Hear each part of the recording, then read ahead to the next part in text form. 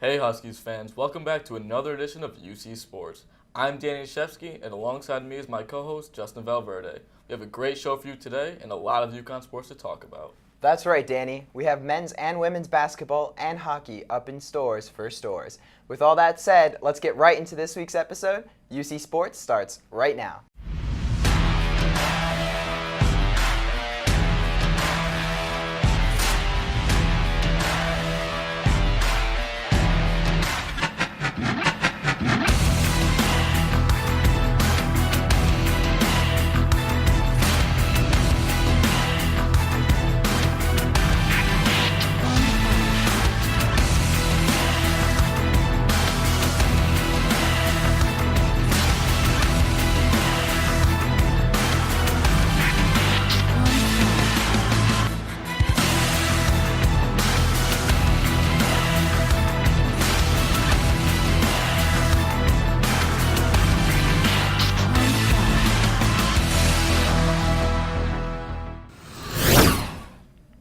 On Saturday, via his Twitter account, the 40th ranked men's basketball prospect in the nation, Cook out of Putnam Science Academy, committed to playing at UConn next season.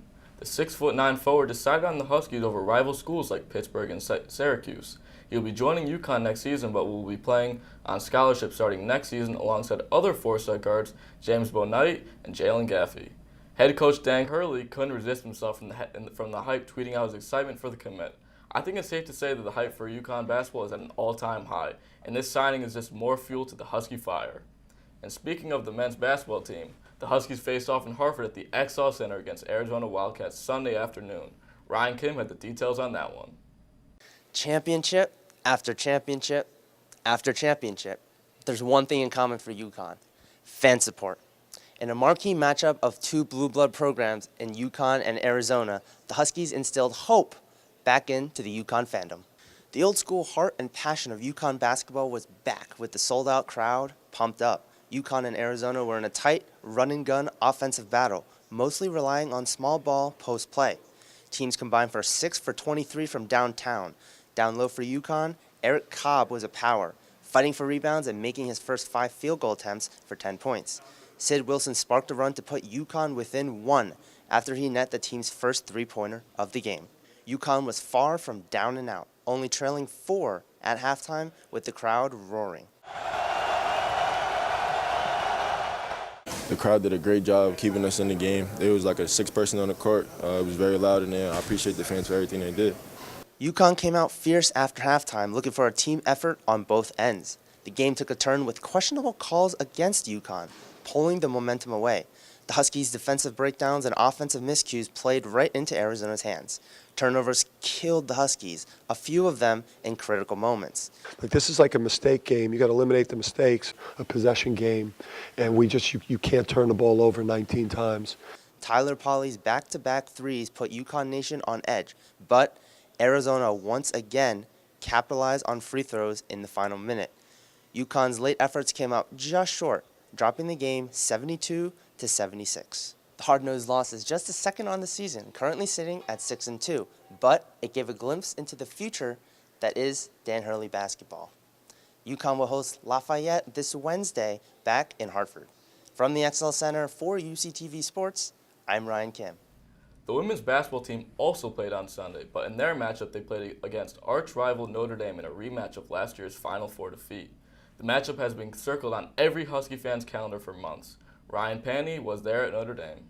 After much anticipation and hype, the UConn women's basketball team traveled to South Bend for a Final Four rematch against the Irish of Notre Dame in a showdown between the two best teams in women's hoops. The first quarter was like a great boxing match, with neither team being able to pull away. Kristen Williams put the team on her back, knocking down 7 of 8 from the field, giving her 16 in the first. But like many Husky fans anticipated, Arike Gumbawali and the Irish wouldn't go away without a fight. Arike lived up to the hype as she seemed unstoppable at the points. But, like Gino said, seemed like every time we needed a bucket, we got one. Every time, they made a run, we got something going. I was really proud of the fact that when it was time, we stretched it out and kept going and didn't let them back. This helped keep the hostile crowd at bay as UConn led 44-41 at the half. The second half started off like the first, with neither team finding an edge. But after a few key buckets and fouls, the Irish's frustrations began to boil over. especially as UConn defense silenced Enrique Gumbawale, holding her just to 5 points in the second half. Freshman standout Krista Williams put the world on notice as she seemed to feed off the road crowd. Nah, I wasn't nervous. I was ready to go. Yeah, like I told them, if you think about it too much, you get butterflies, and that's not good. When the Fisa collar on the bench, other freshman star Olivia Nelson-Ododa came up big. As Katie Lou came to life in the second half, the Huskies began to storm off and never looked back, making it clear that they wanted to dominate the team that broke their hearts a few months ago, knocking out the Fighting Irish 89-71. The Huskies will head down to St. Louis, where Nafisa Collier's high school jersey will be retired before their matchup against the St. Louis Billikens tomorrow. From Purcell Pavilion, I'm Ryan Panny, UCTV Sports. After the break, Justin will break down men's and women's hockey. Stay tuned.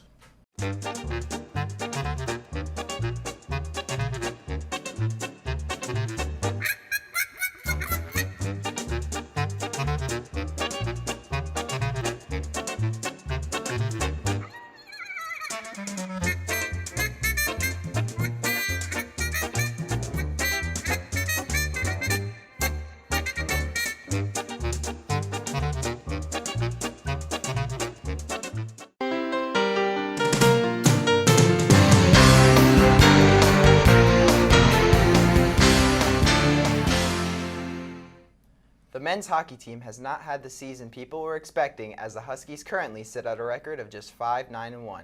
Not only that, but they are currently on a 5-game losing streak, losing to teams such as Yale, UMass Lowell, and Boston University. Their latest defeat comes from number 3 ranked UMass, as UConn's defense was not up to par.